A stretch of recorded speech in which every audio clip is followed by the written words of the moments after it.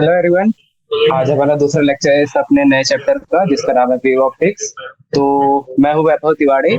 मैं triple IT city का BTech का स्टूडेंट हूँ। एक्चुअली अभी मैं अभी फर्स्ट ईयर में हूँ, तो मैंने अभी अभी ये साथ ही प्रोग्राम ज्वाइन किया है। आज हमारा ये सेकंड लेक्चर है।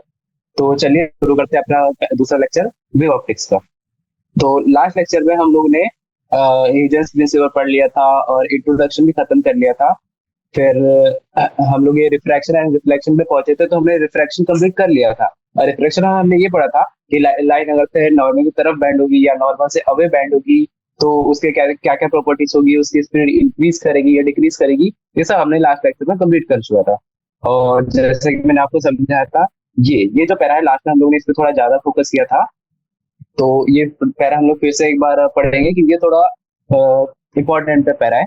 हमने लास्ट लेक्चर में भी पढ़ा था, लेकिन एक बार फिर से रिविजिट करना जरूरी है। तो इन द अबव इक्वेशन, ये किस इक्वेशन की बात कर रहे हैं, इक्वेशन पर आ जाते हैं। इस इक्वेशन की v1/λ1 is equal to v2/λ2। तो यहाँ पे लिखा है the above equation implies that when a wave gets reflected from a denser medium जिसमें पार्टिकल्स अवे होते हैं, the wavelength at the speed of propagation decreases but the frequency remains the same। तो हम लोग अपने पेंट वाले option पे चल लेते हैं। ये रही हमारी नॉर्मल वाली लाइन जिसकी हम लोग बात कर रहे हैं, और ये हमारी लाइन रिफ्रैक्शन के थ्रू इस मीडियम पे, ये है रेयर मीडियम। और यहाँ पे जैसे कि लिखा हुआ है, यहाँ पे आएंगे हम लोग को पता चलेगा gate reflected into a denser medium. तो नीचे वाला क्या होगा, डेंसर मीडियम होगा। ये होगा डेंसर मीडियम।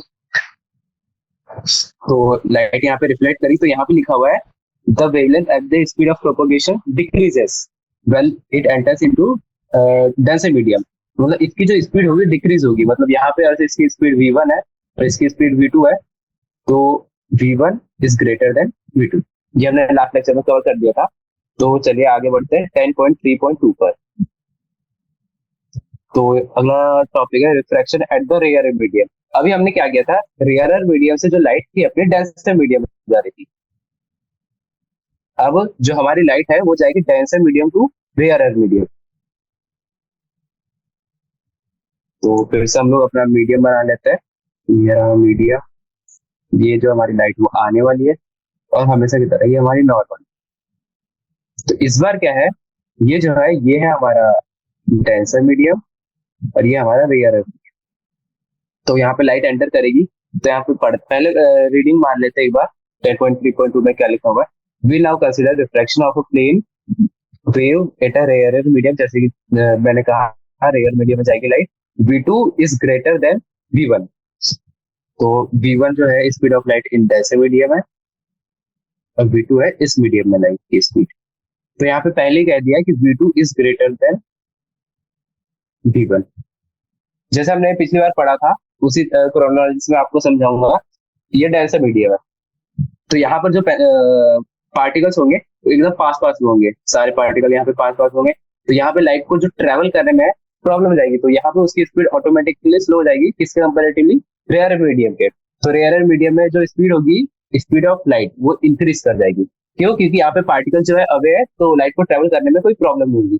तो ऐसा हम लोग को याद रखना है। तो आगे पढ़ते हैं। Proceeding in an exactly similar manner we can construct a reflected wave front. Reflected wave front ये रहा अपने फिगर 10.5 में। The angle of refraction will now be greater than the angle of incidence। हाँ, तो ये बात नोट करने वाली है कि द एंगल ऑफ इंसिडेंस, मतलब ये नॉर्मल के साथ ही लाइन में एंगल ऑफ इंसिडेंस बना था आई। मतलब जिस एंगल पे आई मतलब लाइट आ रही है उसको बोलते हैं angle of I, angle of incidence. और जिस एंगल पे लाइट रिफ्लेक्ट कर रही है, मतलब लाइट इधर मुड़ जाएगी, इस एंगल को बोलेंगे आर, ये वाले एंगल को। तो अभी हमने पढ़ा कि v2 is greater then v1 and also the refracted the angle r is greater then angle i। तो ये हमारे दो कंक्लूजन निकले। जब लाइट डेंसर मीडियम से रेयर मीडियम में जाती है तो उसकी लाइट की स्पीड जो होती है वो इंक्रीज कर दिया है, और जो एंगल है रिफ्रैक्शन का वो भी इंक्रीज करता है। और हमारे पास जो फॉर्मूला हमने डिराइव किया था ये रहा, n1 sin i equals to n2 sin r। तो यहाँ पे i कम हो जाएगा तो sin i कम हो जाएगा, sin r जो है वो इंक्रीज कर जाएगा। तो इसका जो रेशियो लेंगे sin i by sin r, r ज्यादा है और i कम है, तो यहाँ पे जो ये जो रिलेशन आएगा ये लेस देन 1 होगा, क्योंकि अपना डिनोमिनेटर न्यूमरेटर से बड़ा है. When we define an angle IC by the following equation, sin IC is equals to N2 by N1. हमने ये वाले फॉर्मूले को यहाँ पे लिखा है. तो sine r by sorry sine i by sine r को हमने आईसी कह दिया यहाँ पर, just for definition of c. तो thus if i is equal to IC then sine r is equal to 1 and r is equal to 90 degree. तो यहाँ पे आईसी की वैल्यू हम लोग पहले लिख लेते हैं. यहाँ पे I of C is equal to sin of IC is equal to sin of I upon sin of R. तो ये वाली लाइन में if I is equal to IC, तो ये कहना चाह रहा है कि ये जो है इसके इक्वल हो तो साइन आर की जो वैल्यू होगी 1 होगी, और साइन थीटा की वैल्यू 1 तो होती है 90 डिग्री पे, तो आर ऑटोमेटिकली 90 डिग्री हो जाएगा. ये रिलेशन है, जो आर है हो जाएगा वो 90 डिग्री का. तो यहाँ पे लिखा है, अब ये रीडिंग मारते हैं. Obviously for i is greater than i c there can be not be any reflected wave. The angle of i c is known as the critical angle. तो आई सी जो है, जो अपना sine i by sine r था, उसको कहते हैं critical angle. Critical angle मतलब क्या, अभी फिर हम लोग डेफिनेशन देखेंगे. क्रिटिकल एंगल मतलब एंगल ऑफ इंसिडेंस कितना हो कि लाइट रिफ्लेक्ट ही ना करे, उसको बोलते हैं क्रिटिकल एंगल. क्योंकि इस एंगल के बाद लाइट जो है हमारी वो रिफ्लेक्ट ही नहीं करेगी, रिफ्रैक्ट ही नहीं करेगी, तो उसको बोलते हैं क्रिटिकल एंगल. तो ये डेफिनेशन थोड़ी इंपॉर्टेंट है. ये डेफिनेशन यहाँ से, the angle ic is known as a critical angle and for all angles of incidence greater than the critical angle will not have any reflected wave. जैसे कि मैंने अभी कहा, इसके बाद रिफ्लेक्शन बंद हो जाएगा and the wave will undergo what is known as total internal reflection.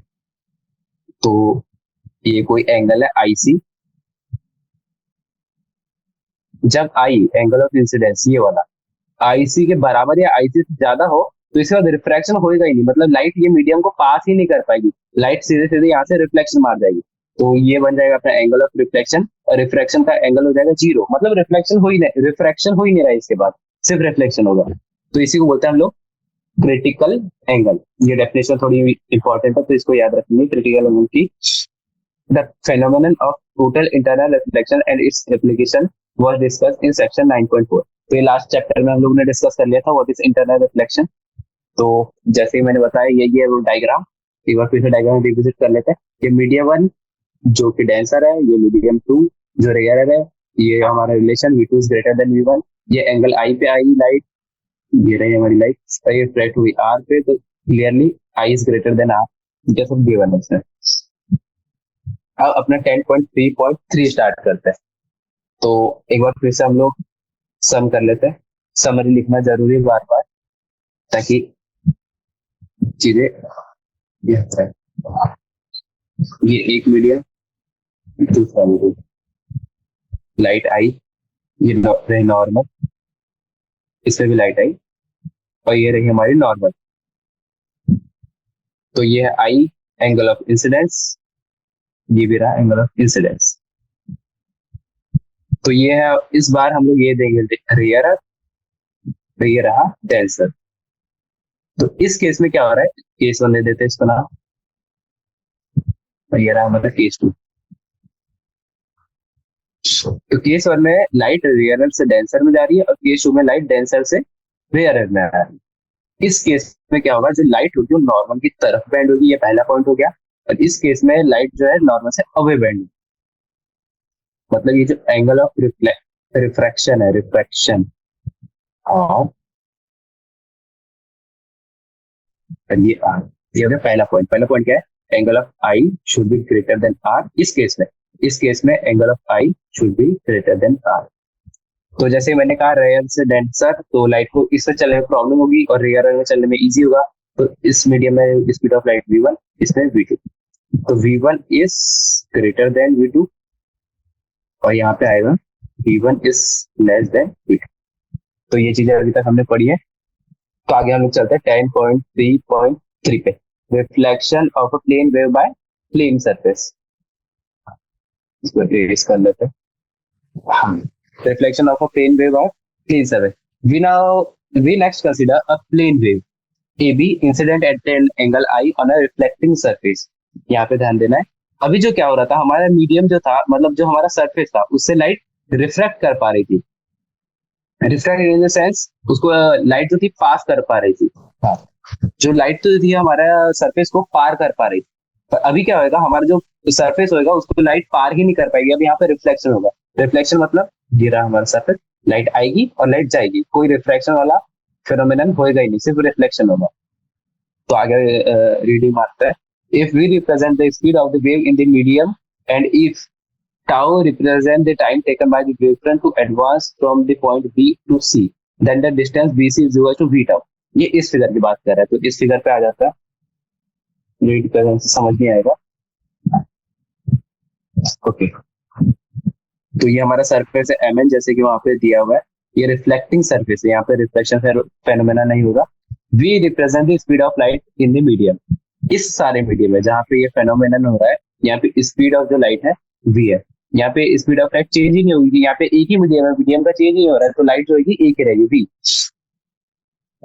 If tau represent tau time taken by the wavefront to advance from the point b, इस पॉइंट पे पॉइंट बी से c पर जाने के लिए जो time लग रहा है वो है टाउ। तो इसका अपने को डिस्टेंस निकालना है बीसी। बीसी क्या होगा, स्पीड ऑफ लाइट क्या है v, डिस्टेंस कितना है बीसी, और टाइम अभी अभी हमने बताया कितना है टाउ। तो यहाँ से बीसी की वैल्यू आ जाएगी v मल्टीप्लाई बाय टाउ। तो यही रिलेशन गिवन है यहाँ पे, bc is equal to v into tau. In order to construct the reflective wavefront, we draw a sphere of radius v tau। ये इसको हम लोग रेडियस मान के एक सर्कल ड्रॉ करेंगे from a point a as shown in the figure 10.6। इस figure की बात कर रहा है। v tau की जो वैल्यू है उससे हम लोग सर्कल ड्रॉ करेंगे, जैसे आप देख सकते हैं यहाँ पे एक आर्क ड्रॉन है। Let's see represent the tangent plane drawn from the point c. ये जो आर्क है इस पे एक टेंजेंट ड्रॉ करेंगे, कहां से, पॉइंट सी से। ये रही वो टेंजेंट सी जिसकी वो बात कर रहे हैं। Obviously a is equal to B c is equal to b tau. तो इस ट्राइंगल पे आ जाते हैं ए, इस ट्राइंगल की बात करें A E is equal to B C.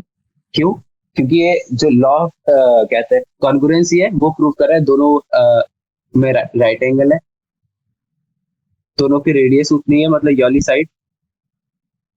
तो कहते हैं वो आरएचएस से, मतलब सॉरी, दोनों एंगल सेम है और दोनों की एक साइड इक्वल है, तो ऑटोमेटिकली ये वाली साइड इक्वल हो जाएगी। तो A E is equal to B C, यहाँ पे ये लिखा हुआ है, तो इरेज कर देते हैं इसको। तो ये यहाँ पे प्रूफ किया गया है, A is equal to B C. ऊपर चलते हैं अभी, फिगर 10.6 मिलेगा, reflection of plane wave A B by the reflecting surface M N. ये रहा सरफेस, उस पे लाइट आ रही है A B and C represent incident and reflected wave fronts. A B and C, ये रहा ए बी और C E represent the reflected wave front. तो ये पूरा थ्योरेटिकल पार्ट है, ये थोड़ा बोर करेगा, पर रीडिंग आनी जरूरी है। If we now consider the triangles EAC and BAC, figure अपने को चाहिए रहेगा ट्रायंगल EAC, EA ये वाले ट्रायंगल की बात हो रही है, एंड BAC मतलब BAC,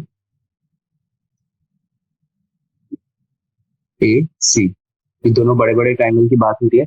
इनका बेस सेम है, दोनों 90 डिग्री है, ऑटोमेटिकली वाला इक्वल हो जाएगा। ये हमने अभी अभी ऊपर प्रूफ किया है। They are congruent figures, angle i and r would be equal. तो ये कह रहा है कि ये जो एंगल है, एंगल आई और एंगल आर इक्वल होगा। तो this is the law of reflection. तो यहाँ पे अभी हमने सीखा, ये बहुत ही ज्यादा इंपॉर्टेंट है, लॉ ऑफ रिफ्लेक्शन। ये कोई लाइट है आ रही है, एंगल ऑफ इंसिडेंस इसका क्या है, आई, ये रहा आई, और जिस एंगल पे ये रिफ्लेक्ट करेगी, angle of r, law of reflection कहता है कि angle of I is equal to angle r. ये बहुत ज्यादा इंपॉर्टेंट है, ये आगे प्रॉब्लम्स में भी यूज होगा। तो इसको याद रखना है कि जिस एंगल पे लाइट इंसिडेंट करती है, जिस एंगल पे लाइट रिफ्लेक्ट करती है, वो दोनों एंगल इक्वल ही रहता है। तो once we have the law of reflection and refraction.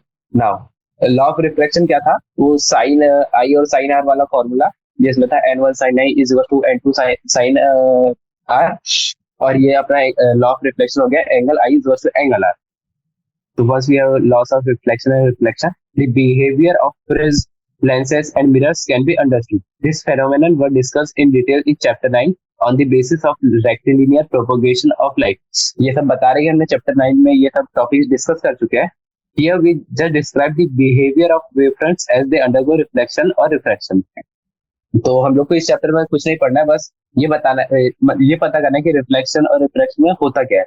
जो अपने को प्रिज्म हो गया, लेंस हो गया और मिरर हो गया, ये हमने लास्ट चैप्टर में पहले ही पढ़ चुका है. Here we just describe the behavior of waveforms in figure 10.7. Figure 10.7 ये फिगर 10.7 ये रहा. पहले वाले में प्रिज्म गिवन है, दूसरे इसमें लेंस गिवन है और तीसरे इसमें लेंस गिवन है, सॉरी तीसरे इसमें concave mirror given. 10.7 we consider plane wave passing through the thin prism. ये देखिए इंसिडेंट प्लेन वेव है, ये इस प्रिज्म से पास करेगी और इसका जो एंगल है वो डेविएट कर रहा है. ये हमने लास्ट चैप्टर में पढ़ चुका था, तो यही बता रहा है कि इसका रीजन यही रिफ्लेक्शन एंड रिफ्रैक्शन है. Clearly since the speed of light waves is length in glass, the lower portion of the incoming wave front which travels through the greatest thickness of glass will get delayed, resulting in a tilt in the emerging wavefront as shown in the figure 10.7b. तो ये बता रहा है कि ये अर्थ है, ये अपना लेंस है, तो अर्थ है इससे प्लेन वेव पास कर रही है. तो जब इससे पास करके होगा तो ये वाली जो लाइट है वो इस एंगल पे जाएगी और ये वाली जो लाइट है वो इस एंगल पे जाएगी. तो ये एक्सप्लेन करते हैं theory of reflection and refraction पे. पहले हमने इसको थ्योरेटिकल पढ़ लिया था, अभी हम लोग इसका एक्सप्लेनेशन दे रहे हैं थ्रू रिफ्रैक्शन एंड रिफ्लेक्शन. तो clearly since the speed of light portion incoming wavefront will get delayed, resulting in a tilt in a emerging wavefront as shown in the figure. In figure 10.7b, we consider a plane wave incident on a thin convex lens. The central part of the incident plane wave traverses the thickest portion of the lens and is delayed the most. यहाँ पे लिखा है कि जो light जितने ज्यादा ऊपर से जाएगी, मतलब इसकी थिकनेस जितनी कम होगी लेंस की, उतनी ज्यादा लाइट जो है वो टिल्ट करेगी. जैसे कि ये जो लाइट है मिडिल, मतलब जो प्लेन वेव में एक विंग मिलती है मिडिल वाली, तो ये थिकनेस इसकी बहुत ज्यादा है, तो ये डेविएट ही नहीं करेगी, ये एकदम स्ट्रेट लाइन में चल जाएगी. लेकिन जो सबसे ऊपर वाली जो लाइट है उसके लिए थिकनेस बहुत कम है, तो बहुत ज्यादा टिल्ट कर जाएगी इस तरह. तो यही करेगा और जिसकी ज्यादा कम थिकनेस होगी वो ज्यादा डेविएट करेगा, वाइस वर्सा. हाँ, तो इन फिगर 10.7c अभी इसकी बात कर रहा है कॉन्वेक्स लेंस की. The plane wave is incident on a concave mirror and on reflection we have spherical wave converging to the focal point f. जैसे कि यहाँ पे इंसिडेंट वेव ये रही अपनी एक वेव, ये दूसरी, तो ये ऐसे आई, ऐसे स्ट्रेट लाइन में आई और फिर डेविएट कर गई. कहाँ पे? यर्ली वेव इधर और यर्ली वेव इधर. We can understand refraction and reflection by the concave lenses and convex mirrors. तो ये सब यही बता रहा है रिफ्रैक्शन और रिफ्लेक्शन के थ्रू ही होता है ये सब phenomenon. From the above discussion, it follows that the total time taken from a point on the object to the corresponding point on the image is the same measured along any ray. For example, when a convex lens मतलब इसकी बात कर रहा है, focuses light to form a real image. Although the ray going through the center traverses a shorter path, but because of the slower speed in glass, the time taken is the same as the ray traveling near the edge of the lens. तो यहाँ पे ये बता रहा है time taken is the same. जो यहाँ की जो लाइट है ये जो इधर जा रही है और ये जो लाइट इधर जा रही है और जो लाइट सेंटर से जाके सेंटर में डेविएट कर जा रही है, तो इन सब का जो टाइम होगा वो इक्वल ही होगा. टाइम में कोई वेरिएशन नहीं आएगा, बस एंगल जो है एंगल ऑफ इंसिडेंट और रिफ्लेक्शन उसमें चेंज आएगा. तो यहाँ पे एक एग्जांपल आता है, एग्जांपल पे एक बार नजर डालते हैं. When a monochromatic light is incident on a surface separating two media. तो पेंट वाले ऑप्शन पे चलते हैं. ये कह रहा है कि कोई लाइट आ रही है, मोनोक्रोमैटिक लाइट का मतलब सिंपली लाइट ही है इस एग्जांपल में, incident on a surface separating two media. तो ये अपना कोई सरफेस है, ये कोई मीडियम 1 है और ये मीडियम 2 है, सॉरी ये मीडियम 1 है और ये मीडियम 2 है। तो यहाँ पे कोई मोनोक्रोमेटिक लाइट आ रही है, सिंपली लाइट आ रही है। The reflected and reflected light both have the same frequency as the incident frequency. Explain why. तो ये कह रहा है कि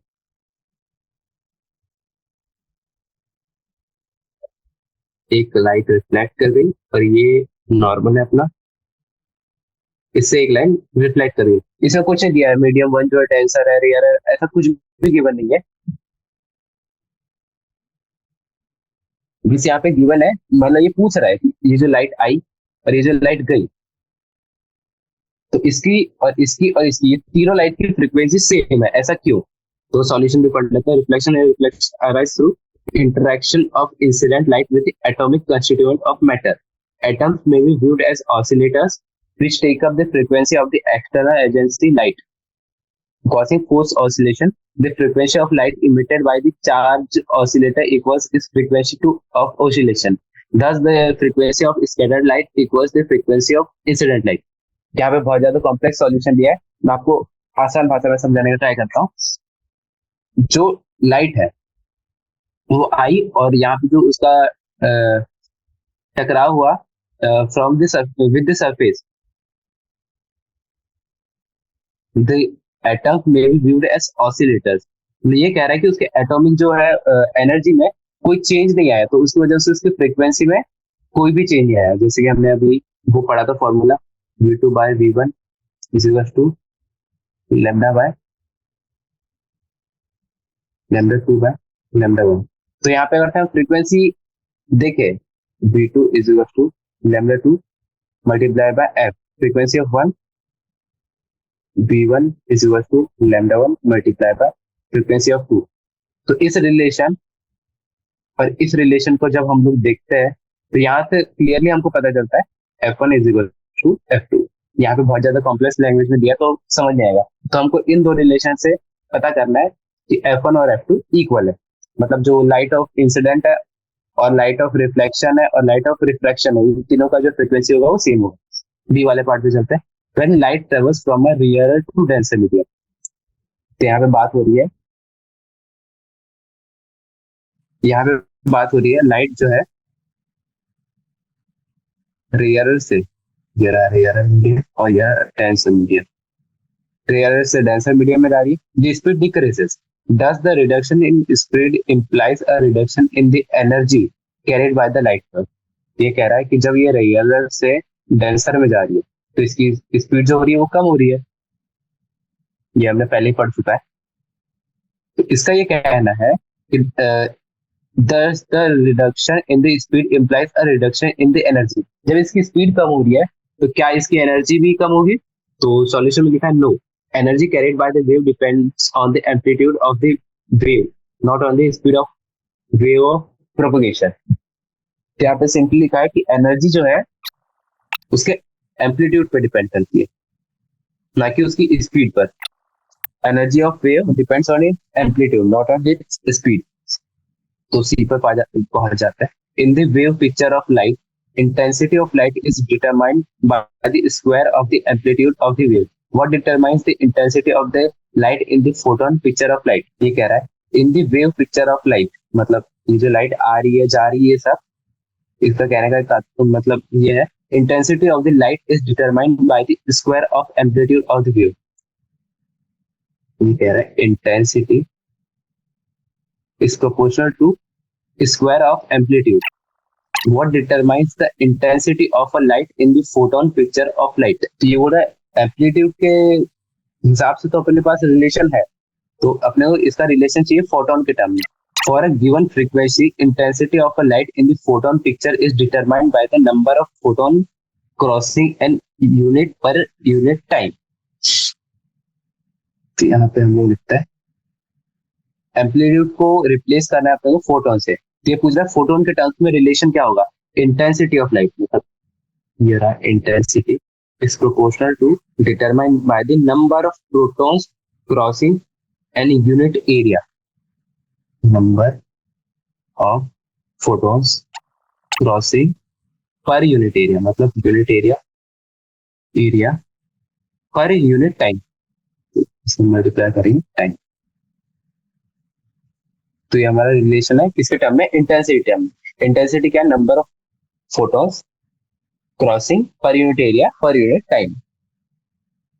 तो ये जैसे एक रिलेशन है, इसको याद करना होगा, क्योंकि एम्पलीट्यूड के टर्म में अपने पास रिलेशन क्या था, intensity is proportional to amplitude का स्क्वायर। इंटेंस और इस फोटोन के टर्म में होता है intensity is proportional to number of photons by area multiplied by time. तो हम लोग अपने नए टॉपिक पर पहुंच गए, coherent and incoherent addition of waves. तो ये वाला टॉपिक हम लोग कल स्टार्ट करेंगे। आज का हमारा लेक्चर यहीं पे हम लोग फिनिश करते हैं। तो एक बार समरी कर लेते हैं कि आज के लेक्चर में हमने क्या क्या पढ़ा है। तो 10.3.2 से स्टार्ट किया था हम लोगों ने। हमने देखा reflection at a rare medium. तो हमने बताया कहते हैं ये डेंसर मीडियम है, ये रेयर मीडियम है। अर्थ लाइट यहाँ पे जाती है तो एंगल ऑफ आर ज्यादा होता है और आई कम होता है आर से, और स्पीड जो है इंक्रीज करती है। और रिफ्लेक्शन, यहाँ पे क्या लिखा है, रिफ्लेक्शन ना कि रिफ्रैक्शन। Reflection of a plane wave by plane surface. तो ये जो लाइट आती है सरफेस पे, ड्रॉ करते हैं इसको, लाइट आई रिफ्लेक्शन से और ये लाइट गई रिफ्लेक्शन से। तो इसका जो एंगल ऑफ आई होगा, ये वाला एंगल आई, तो ये वाला जो एंगल होगा आर, ये दोनों इक्वल होगा। इसको क्या बोलते हैं, लॉ ऑफ रिफ्लेक्शन। और यहाँ पे नीचे थ्योरेटिकल बातें लिखती है, वो ज्यादा मैटर नहीं करती है। तो यहाँ पे इस फिगर 10.7 में हमको ये बताया कि ये जो बैंड कर रही है, यहाँ पे ये कन्वर्ज कर रही है लाइट्स, ये जैसे कि आप देख सकते हैं ये वाली लाइट्स कन्वर्ज कर रही है, यहाँ पे कॉन्वेक्स लेंस से लाइट डाइवर्ज कर रही है। तो ये सब फेनोमेनन रिफ्लेक्शन और रिफ्रैक्शन का। फिर हमने कुछ एग्जांपल सॉल्व किए। एग्जांपल 10.1 कि लाइट अगर से रियर से डेंसर जा रही तो क्या उसकी एनर्जी कम होगी, तो नहीं, एनर्जी बिल्कुल कम नहीं होगी। ये एक तीसरा क्वेश्चन था कि इंटेंसिटी को फोटोन के टर्म्स में लिखना है। तो ये हमने रिलेशन लाया, intensity is proportional to number of photons crossing per unit area per unit time. तो आज का लेक्चर हम लोग यहीं पे खत्म करते हैं। तो थैंक यू, बाय। चलिए नया टॉपिक चालू करते हैं 10.4। अभी तक हमने रिफ्लेक्शन रिफ्लेक्शन देखा, अभी हम लोग देखेंगे coherent and incoherent addition of rays. ये टर्म थोड़े अभी नए हैं, तो आप लोग इससे अभी फेमिलियर नहीं होंगे। तो पहले थ्योरी खत्म करते हैं, फिर देखते हैं इसमें है क्या। In this section we discuss the interference pattern produced by the superposition of two waves. तो अभी तक हम लोग क्या देख रहे थे, एक लाइट आ रही है एक लाइट जा रही है, या फिर वो लाइट रिफ्लेक्शन वेव मार रही थी। अभी हम लोग देखेंगे कि एक था जब दो वेव। तो फिर से हम लोग, जैसे हमने पहले लेक्चर में हम लोगों ने एक एग्जांपल लिया था कि हम लोग पत्थर मार रहे थे एक पॉन्ड में, तो उससे वेव्स जनरेट हो रही थी। ये बीच में पत्थर मारा और ये वेव्स जनरेट हो रही थी। अब हमने क्या किया, उसी तालाब में हमने दो पत्थर मार दिए। ये एक पत्थर है और ये दूसरा पत्थर है, तो इससे भी वेव जनरेट होगी, ये भी वेव आगे की तरफ ट्रेवल करेगी। तो जब ये दोनों वेव टकराएंगी तो क्या होगा, यहाँ पे ये लिखा है the super position of two waves. मतलब ये जब दो वेव्स मिलेंगी तो क्या होगा, तो जैसे ये देखो फिगर 10.8 के ए वाले पार्ट में, तो यहाँ पे है ना ये कि एक वेव, ये S1 है और S2 है, ये सोर्स 1 और सोर्स 2 है। तो जब इसमें इंटरफेरेंस होगा तो क्या होगा, वेव्स के इंटरफेरेंस। तो आगे बढ़ता है, you may recall that we had discussed the superposition principle in the chapter 14 of your class 11 textbook. तो ये बता रहा है कि सुपरपोजिशन जो टर्म है आपने चैप्टर 14 में क्लास 11 में पढ़ा था। In it, the entire field of interference is based on superposition principle, according to which at a particular point in the medium, the resultant displacement produced by the number of waves is the vector sum of the displacement produced by each of the waves. तो यहाँ पे बहुत ज्यादा English लिखी है, थोड़ा इसको easy भाषा में समझते हैं। The superposition principle according to which at a particular point in the medium, ये कोई पॉइंट है जहां पे वेव्स टकरा रही है, ये वाला पॉइंट ले लेते हैं। The resultant displacement produced by the number of waves is the vector sum of displacement produced by each of the waves. मतलब इस पॉइंट का जो डिस्प्लेसमेंट होगा वो होगा इस वाली वेव जिससे डिस्टर्बेंस हो रहा है और जो इस वाली वेव से डिस्टर्बेंस हो रहा है, इस दोनों का डिस्प्लेसमेंट ऑफ वेक्टर सम, मतलब इसका वेक्टर इधर साइड है डिस्प्लेसमेंट का, सेंटर से लेंगे, सॉरी इसको इरेज करना पड़ता। हाँ, इस वाले पॉइंट की बात करें, इसका डिस्प्लेसमेंट होगा इधर और इसका डिस्प्लेसमेंट होगा इधर। तो ये जो कह रहा है कि vector sum of the displacement produce by each waves, तो इसका जो रिजल्टेंट आएगा, मतलब इसका रिजल्टेंट क्या आएगा, तो ये होगा इसका रियल डिस्प्लेसमेंट। कुल मिला के दोनों वेव्स का जो डिस्प्लेसमेंट है उसका अपने को रिजल्टेंट निकाला, और रिजल्टेंट निकाला हमने क्लास 11 में अच्छे से सीख लिया। तो consider to leaders S1 and S2, अब ये इस एग्जांपल पे बात कर रहा है जो हमने पहले डिस्कस कर चुका है। Moving periodically up and down in an identical fashion in throw of water, they produce two water waves at a particular point. The phase difference between the displacements produced by each wave does not change with the time. When this happens, the two sources are said to be coherent. तो यहाँ पे coherent की definition given है, इसको थोड़ा ध्यान देंगे। They produce two water waves at a particular point. The phase difference between the displacements produced by each of the waves does not change with time. मतलब जब फेज डिफरेंस जो है डिस्प्लेसमेंट का वो चेंज नहीं हो रहा है विथ टाइम, तो ऐसे वेव्स को क्या बोलते हैं, coherent. Figure 10.8 b shows the position of rest solid circles। यहाँ पे ये बी फिगर को देखने बोल रहा है, ये दोनों सोर्स है S1 और ये S2। ये फिगर थोड़ा अच्छा नहीं दिख रहा है, फिर भी समझने की कोशिश करता है। The throws at a given instant of time consider point P for which S1P is equal to S2P। इससे P पॉइंट का है, तो ये इस की बात कर रहा है, सॉरी कंसिडर पॉइंट P। ये फिगर में हमको अभी P पॉइंट दिख नहीं रहा है, तो इस लाइन को छोड़ते हैं, अगली लाइन पे चलते हैं। Since the distances S1P, figure में P पॉइंट गिवन ही नहीं है, ये ST समझा है। पढ़ते आगे। Since the distances S1P and S2P are equal, waves from S1 and S2 will take the time traveled to the point P, and the waves that emanate from S1 and S2 in phase will also arrive at the point P in phase. Thus, the displacement produced by source S1 at the point P is given by y1 cos omega t। तो इसी बात करते हैं, क्या लिखा हुआ है यहाँ पर, ये कोई सोर्स है S1 और ये कोई सोर्स है S2 और ये किसी पॉइंट P की बात कर रहे हैं। ये एनसीईआरटी में पता नहीं डायग्राम कहाँ गिवन है, तो हम लोग उससे कंसीडर करते हैं। यहाँ से एक वेव चल रही है, ये पॉइंट P पर जाके P पॉइंट से पास करी, S2 कोई सोर्स है, उससे एक वेव जा रही है, वो पॉइंट P से पास कर रही है। तो ये क्या कह रहा है, S1P और S2P का जो डिस्टेंस है वो इक्वल है, इसे ये माना हुआ है। S1P is equal to S2P are equal. Waves from S1 and S2 will take the same time to travel to the point P. Waves that emanate from the S1 and S2 in phase will also arrive at the point P in phase. Thus, the displacement produced by the source S1 at the point P is y1 cos omega t। तो ये कह रहा है कि दोनों का distance equal है, तो दोनों को टाइम भी पहुंचने में उतना ही लगा, क्योंकि मीडियम सेम है, तो स्पीड ऑफ वेव भी इक्वल होगी और डिस्टेंस भी इक्वल है, तो टाइम दोनों को पहुंचने में उतना ही लगेगा। तो ये कह रहा है कि y1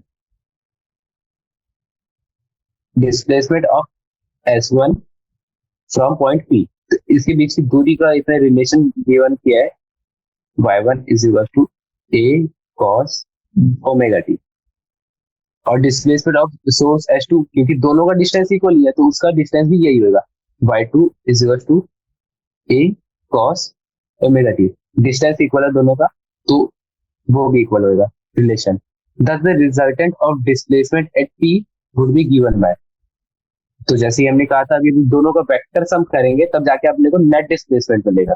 तो दोनों का रिजल्टेंट देखेंगे, दोनों का नेट क्या होगा, y is equal to y1 plus y2, और y1 क्या है, a cos omega t, और y2 क्या है, a cos omega t। दोनों का सम करेंगे तो क्या आ जाएगा, 2a cos omega t। तो since the intensity is proportional to the square of amplitude, थोड़ी देर पहले हमने इस लाइन पे बात की थी, the resultant intensity will be given by I is equal to 4I0। तो इंटेंसिटी क्या होती है, स्क्वायर ऑफ एम्पलीट्यूड। यहाँ पे जो एम्पलीट्यूड है वो सीधे सीधे डबल हो रहा है, ये जो टर्म है ये एक ही जगह टू है, मतलब एम्पलीट्यूड टू टाइम्स हो रहा है। तो एम्पलीट्यूड का स्क्वायर होता है आई, तो आई क्या हो जाएगा, टू टाइम्स ऑफ एम्पलीट्यूड का स्क्वायर। अब दोनों का रेशियो ले लेंगे तो अपने पास जो आई आ जाएगा वो हो जाएगा फोर ऑफ आई नॉट, क्योंकि यहाँ पे टू टाइम्स हो रहा है एम्पलीट्यूड, तो टू का स्क्वायर फोर। तो अपनी जो इंटेंसिटी हो रही है four times of I not हो रही है। आई क्या है, अपनी जो रिजल्टेंट है वेक्टर दोनों वेव्स का, वो उसकी इंटेंसिटी आई है, और आई नॉट क्या है, अपने इनिशियल वाले जो सोर्स है उनकी इंटेंसिटी, मतलब ये जो सोर्स एस वन और एस टू है इनकी इंटेंसिटी। तो अपनी इंटेंसिटी जो है फोर टाइम्स हो रही है आफ्टर रिजल्टेंट। तो आगे पढ़ता है। सो हाँ, तो हमने अभी अभी देखा जो दो वेव्स थी सोर्स एस वन और एस टू से जो आ रही थी वो एक पॉइंट पी पे मिल रही थी, तो उसका जो इंटेंसिटी हो गया फोर टाइम्स हो गया आई से, उनके रिजल्टेंट से। तो अपने जब एम्पलीट्यूड टू टाइम्स हो जाता है तो इंटेंसिटी अपने आप फोर टाइम्स हो जाती है। Where I not represent the intensity produced by each one of the individual source, ये अभी अभी मैंने बताया I not is proportional to a square in fact. तो यहाँ पे ये सब गिवन है कि कैसे कैसे वो फोर आई नॉट हुआ, जो वाले डेफिनेशन पे ध्यान देना। The two source are said to be interfere constructively and we have what is referred as constructive interference. We next consider point q. तो अभी क्यू पॉइंट कंसीडर कर रहा है, तो इस डेफिनेशन को देखते हैं। The two source are said to be interfere constructively and we have what is referred to as constructive interference. जब दो वेव टकराती है, जैसे एस वन से एक वेव गई थी और एस टू से जो वेव गई थी टकराई थी पी पॉइंट पे, और जब इनका रिजल्टेंट ऐड हुआ तो इसको कहते हैं कंस्ट्रक्टिव इंटरफेरेंस। अब अपन ने यहाँ पे दूसरा एग्जांपल लिया जहाँ पे सोर्स एस वन है एस टू है, यहाँ पे इसका फिगर गिवन है, figure A, Q point given है, कोई क्यू पॉइंट कंसिडर करेंगे। तो यहाँ से एक लाइट गई, वेव ऑफ लाइट, यहाँ से एक लाइट गई, वेव ऑफ लाइट, ठीक है। तो ये कह रहा है कि s two q minus s one q, s two q minus s one q, तो इसका लेमडा अपने को 9 लेमडा गिवन है, इसका लेमडा गिवन है 7 लेमडा। तो इन दोनों का डिफरेंस करेंगे तो s two q minus s one q is equal to 2 lambda. The wave emanating from S1 will arrive exactly 2 cycles earlier than the waves from S2 and will again be in phase. Thus, if displacement produced by S1 is given by this, तो अपन ने मान लिया कि जो S1 है वो पहले पहुंचेगी क्योंकि इसका लैम्डा कम है, तो इसको इसकी जो ट्रेवल करने की स्पीड होगी वो ज्यादा होगी, तो इससे 2 साइकिल पहले पहुंचेगी। ये 2 लैम्डा वही बताता है कि जो टाइम जो S1 को लगेगा वो 2 लैम्डा कम लगेगा इससे S1 से। तो अपना S1 का अपन ले लेते हैं distance a cos omega T, जैसे हमने पिछली बार लिया था।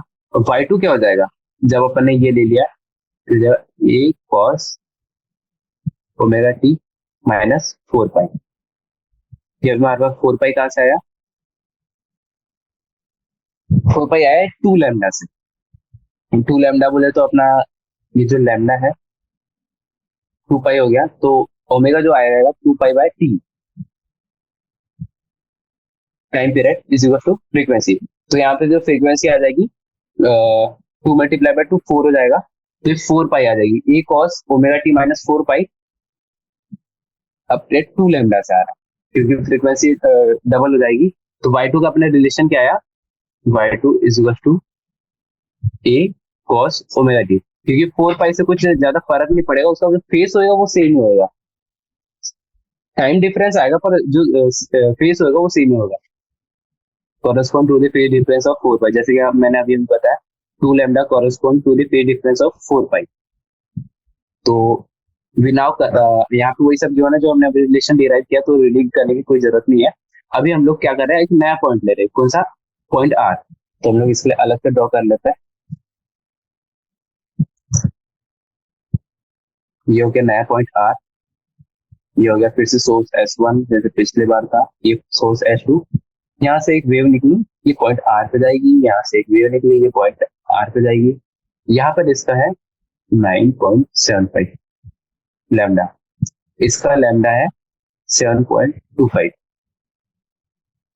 लैम्डा। तो दोनों का अगर हम लोग डिफरेंस लेते हैं तो आएगा 2.5 लैम्डा। यहाँ पे हम लोग ले लेते हैं difference. Difference is equal to 2.5 lambda, ये रहा।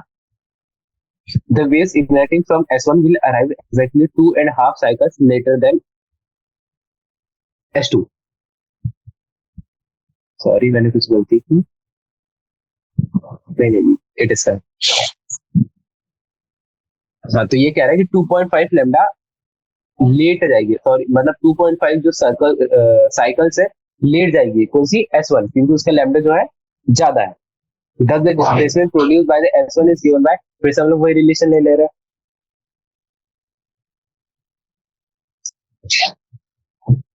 y1 is equal to a cos omega T, y2 हो जाएगा a cos of omega t plus five. Five five pi कैसे आया, जैसे लास्ट टाइम हमारा टू लैम्डा का फोर पाई हो गया था, वैसे यहाँ पर अभी 2.5 लैम्डा का 5 पाई हो गया। तो 5 पाई जो हो जाएगा कॉस को नेगेट कर देगा, तो ये अपना y2 का वैल्यू आ जाएगा, y2 का वैल्यू आ जाएगा negation of A cos omega T. तो हम लोग फिर से अपने रिलेशंस पे जाएंगे। यहाँ पर जो है y2 है माइनस ए कॉस ओमेगा टी और y1 है ए कॉस ओमेगा टी। इससे पहले क्या हुआ था, जो अपना y1 था वो था ए कॉस ओमेगा टी और y2 भी था A cos omega t. Time difference था दोनों में, पर दोनों का इस केस में दोनों का फेज सेम है, और इस केस में दोनों का एम्पलीट्यूड जो है वो नेगेट कर गया, मतलब फेज डिफरेंस आ गया। मतलब इसको अर्थ हम लोग एक बार प्लॉट करके देखते हैं। जैसे भी हमारी वेव चल रही है, जहां पे इसका एम्पलीट्यूड ए है तो वहीं पे इस वेव का जो एम्पलीट्यूड रहेगा वो माइनस हो जाएगा। तो ये हमको ये बेसिक अंडरस्टैंडिंग मिलती है। दोनों का हर चीज सेम होगा, दोनों का फ्रीक्वेंसी होगा, टाइम पीरियड, एम्पलीट्यूड सेम होगा, बस जो प्लस में जाएगी उस टाइम पे ये जो वेव है ये नेगेशन में जाएगी। ये है इसका कहना। ओके, तो आगे पढ़ता है। Two displacements are now out of phase and the two displacement will cancel out to give zero intensity. This is referred to as destructive interference। तो यहाँ पे आते हैं हम लोग, ये अपना y1 का रिलेशन हो गया था a cos ओमेगा टी, और y2 का रिलेशन था minus of a cos omega T. अच्छा, हम इन दोनों को ऐड करें, क्योंकि मैंने शुरुआत में समझाया था दोनों का रिजल्टेंट होता है वही जो होता है, दोनों वेव का जब इंटरफेरेंस होता है तो क्या रिजल्ट आएगा। तो ये हो गया प्लस ए, ये हो जाएगा माइनस ए। तो जब दोनों का सम करेंगे प्लस ए माइनस ए, तो ये जो वेव आ जाएगी हमारी सीधी वेव आ जाएगी, मतलब ये इसी जीरो एम्पलीट्यूड पे चलती जाएगी। तो इसको कहते हैं डिस्ट्रक्टिव इंटरफेरेंस। कंस्ट्रक्टिव में क्या होता है, दोनों वेव्स ऐड करके उनकी जो लेंथ है वो बढ़ जाती है। जैसे ये है एक वेव और एक वेव ये है, मतलब वो सेम फेस में हो, और इन दोनों को ऐड करेंगे तो वो ऐसे चलेगी। और डिस्ट्रक्टिव इंटरफेरेंस मतलब जीरो हो जाएगी, मतलब कम हो जाएगी उसकी जो ए है बोले तो amplitude. To summarize, if you have two coherent sources, अब यहाँ पे ये समराइज कर रहा है S1 and S2 vibrating in phase, then for an arbitrary point P whenever the path difference S1P minus S2P is n lambda। अब यहाँ पे हमारे पास इंपॉर्टेंट रिजल्ट आने वाला है, ये लोग आप लोग ये रिजल्ट आप लोग को नोट करना है। एक सोर्स है और जहाँ पे पॉइंट ऑफ इंटरफेरेंस, ये दूसरा सोर्स है, और पॉइंट ऑफ इंटरफेरेंस का जो डिफरेंस आना चाहिए वो एन लैम्डा आना चाहिए। वेयर एन क्या है, नेचुरल नंबर, मतलब वो होल नंबर। इसके एन की वैल्यू हो सकती है 0, 1, 2, 3, ऐसे चल सकता है। तो ये होता है ये होता है कंस्ट्रक्टिव इंटरफेरेंस। ये लाइन आपको याद रखना पड़ेगा। The resultant intensity will be 4I0। The sine between S1P and S2P represent the difference between S1P and S2। तो ये बता रहा है कि जब कंस्ट्रक्टिव इंटरफेरेंस होगा तो 4I0 हो जाएगी इंटेंसिटी आई, क्योंकि उसमें कंस्ट्रक्टिव हो रहा है तो एम्पलीट्यूड 2 टाइम्स हो जाएगा, और उसका जो रिजल्टेंट आएगा वो 4I0 हो जाएगा, क्योंकि एम्पलीट्यूड का square is proportional to intensity. अब यहाँ पे दूसरा case, on the other hand if point P is such that the path difference, अभी S1P minus S2P is n plus 1/2 lambda, मतलब जैसे हमारे तीसरे केस में आया था 0.5 वाला, जैसे n की वैल्यू 0 1 2 3 4, तो यहाँ पे आएगा 1.5, 0.5, 2.5, 3.5। ऐसे में होगा डिस्ट्रक्टिव इंटरफेरेंस, मतलब इसकी जो इंटेंसिटी हो जाएगी वो जीरो हो जाएगी। यहाँ पे लिखा भी हुआ है we'll have destructive interference and resultant intensity will be zero. क्यों हो जाएगी जीरो? क्योंकि दोनों सेपरेट मार रहे हैं, जैसे कि हमने देखा रिजल्टेंट अभी अभी। Now for any arbitrary point G, let the phase difference between the two displacement be 5। अभी ये कह रहा है हमारे पास, हम लोगों ने दो आइडियल केस लिए थे अभी तक। वो आइडियल केस क्या थे? या तो कंस्ट्रक्टिव इंटरफेरेंस में दोनों ऐड ही हो जा रहे थे, ये दोनों का फेज बिल्कुल सेम था, या तो दोनों पूरे सब्ट्रैक्टिव हो जा रहे थे। क्यों? क्योंकि दोनों का फेज बिल्कुल अलग था। ये हमारे दो केस थे।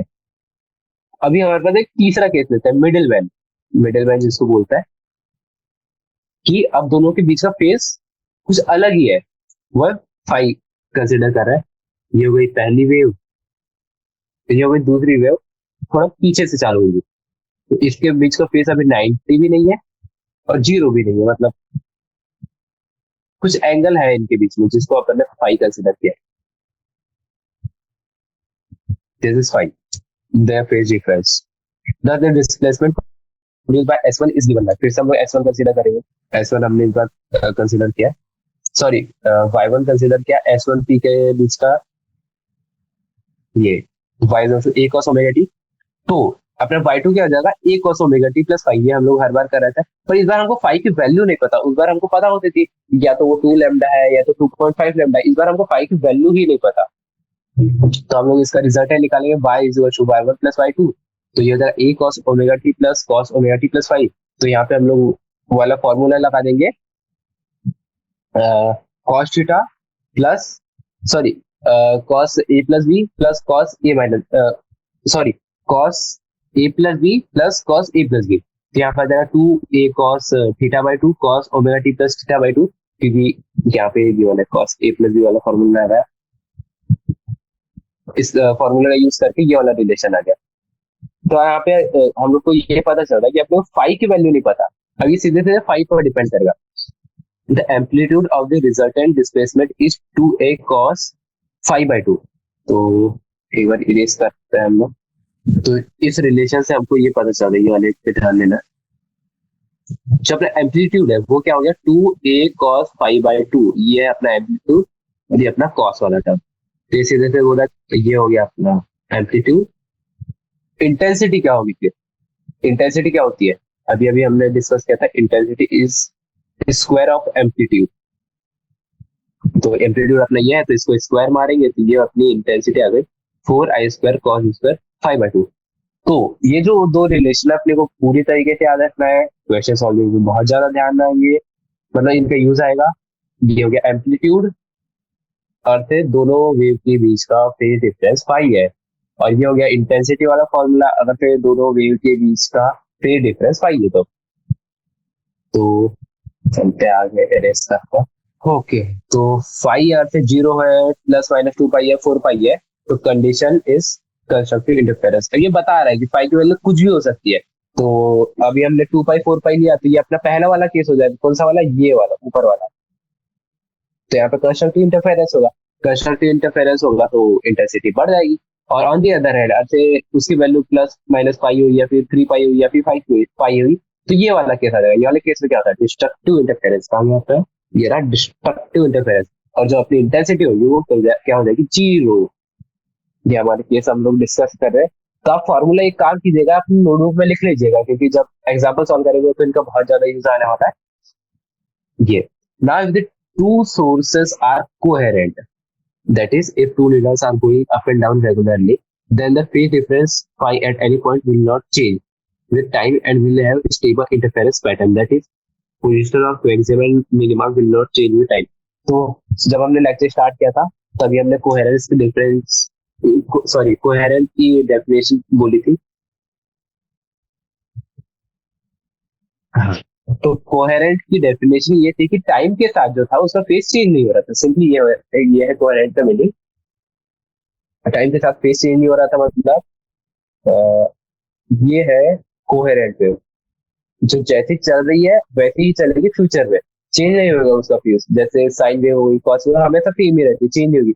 और जो फेस चेंज करेगी मतलब पहले उसका लूप इतना बड़ा रहेगा, फिर छोटा सा लूप रहेगा, फिर बहुत बड़ा लूप बन जाएगा, फिर ऐसे मतलब वो टाइम के साथ चेंज होती है, तो वो होती है इनकोहेरेंट। तो उसके बारे में बात में पढ़ेंगे। तो इस टॉपिक में हम लोग बात करें कोहेरेंट वेव्स की। तो यही बता रहे थे, position of maximum and minima will also vary rapidly with time and we will see time average. कब ये टाइम एवरेज कब होएगा? जब अपना जो रहेगा वो इनकोहेरेंट रहेगा। सॉरी, कहाँ गया हम लोग, कहाँ पर थे? हाँ, the position of maximum minimum will not change with time. तो ये हमारा कोहेरेंट, ये वाला होगा कोहेरेंट, यहाँ पे लिख देते हैं coherent. However, if the two needles do not maintain the constant pace, इस फेस की बात कर रहे हैं, तो ये हो जाएगा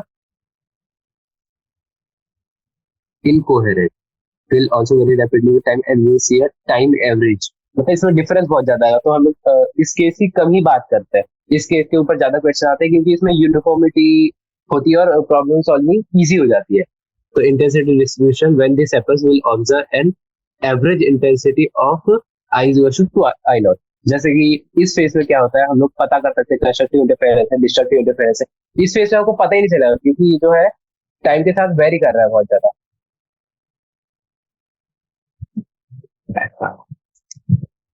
हाँ, इस केस में हमको पता ही नहीं चल जाएगा, तो हम लोग एवरेज इंटेंसिटी मान लेते हैं I is equal to two I not. क्योंकि इस केस में क्या था, कंस्ट्रक्टिव में फोर आई नॉट हो रही थी और जीरो आई नॉट का हो रही थी डिस्ट्रक्टिव। तो इस केस में हम लोग एवरेज ले लेते हैं क्योंकि इस केस में पता करना बहुत मुश्किल है थेरेटिकल। तो हम लोग ऐसे मान लेते हैं कि टू आई नॉट होती है उसकी intensity. When the phase difference between the two vibrating source changes rapidly with time, we said that two sources are incoherent. ये मैंने अभी भी बताया. And when this happens, the intensity just add up. This is indeed what happens when two separate light sources illuminate a wall. तो ये बता रहा है इनकोहेरेंट वेव्स कहाँ पे देखने को मिलती है, जब एक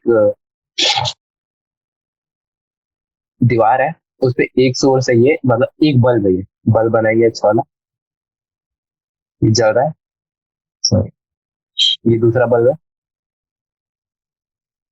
ये जल रहा है। इसकी लाइट इस दीवार पे आएगी, इसकी लाइट इस दीवार। तो इन दोनों के बीच में जो इंटरफेरेंस होएगा, इसकी बात कर रहा है, ये इनकोहेरेंट के केस में आता है। तो यहाँ पे हमारा लेक्चर अभी खत्म करने का टाइम हो गया है। एक बार रिवाइज कर लेते हैं फिर से। हमने 10.4 स्टार्ट किया था कोहेरेंट इनकोहेरेंट। तो कोहेरेंट क्या है? जिसका फेस टाइम के साथ चेंज नहीं होता है वो होता है कोहेरेंट। इनकोहेरेंट होता है जिसका फेस टाइम के साथ चेंज होता है वो होता है इनकोहेरेंट। तो हमने आगे बढ़ा, फिर हमने यहाँ पे देखा जब कंस्ट्रक्टिव इंटरफेरेंस होता है तो उसका आई हो जाता है फाइव फोर आई नॉट, और जब डिस्ट्रक्टिव होता है तो उसका आई हो जाता है जीरो। क्यों? क्योंकि इस केस में एम्पलीट्यूड टू ए हो जाता है और इसमें एम्पलीट्यूड हो जाता है जीरो, मतलब इसका रिलेशन ही जीरो आ जाता है, दोनों वेव माइनस हो जाती है। फिर अपने पास एक तीसरा केस था बीच वाला कि उसमें आता है फाइव गिवन है, मतलब दोनों का फेज डिफरेंस फाइव है। उस केस में क्या होगा, अपना जो एम्पलीट्यूड हो जाएगा, नया वाला एम्पलीट्यूड, वो हो जाएगा ये A of sorry two A of cos five by two. ये हो जाएगा अपना एम्पलीट्यूड, और इंटेंसिटी हो गई इसका स्क्वायर, मतलब ये four I not cos of square five by two. ये हो जाएगा जब अपने को फेज डिफरेंस पता नहीं होगा। फिर हम लोग थोड़ा आगे बढ़े, फिर हम लोग थोड़ा और कंस्ट्रक्टिव और डिस्ट्रक्टिव की बात किया। फिर अब हमारा अगला टॉपिक रहेगा अगले लेक्चर में, interference of light waves and Young's experiment. ये इस टॉपिक का मोस्ट इंपॉर्टेंट टॉपिक रहेगा, तो इसको बिल्कुल मिस नहीं करना है क्योंकि यंग्स एक्सपेरिमेंट से पक्का क्वेश्चन आते हैं, हर ही बार आते हैं। और इसमें यंग्स डबल स्लिट एक्सपेरिमेंट के बारे में भी गिवन है। तो यहीं पे हम लोग अपना आज का लेक्चर फिनिश करते हैं। तो आज हम लोगों ने 10.4 फिनिश कर दिया। अब बेरली हमारा शायद अगले लेक्चर में ये चैप्टर फिनिश हो जाएगा और शायद हम लोग एग्जाम्पल्स भी एक्सरसाइज जो है करना स्टार्ट कर देंगे। तो थैंक यू, आज हम लोग यहीं पे फिनिश करते हैं। Everyone bye, good day.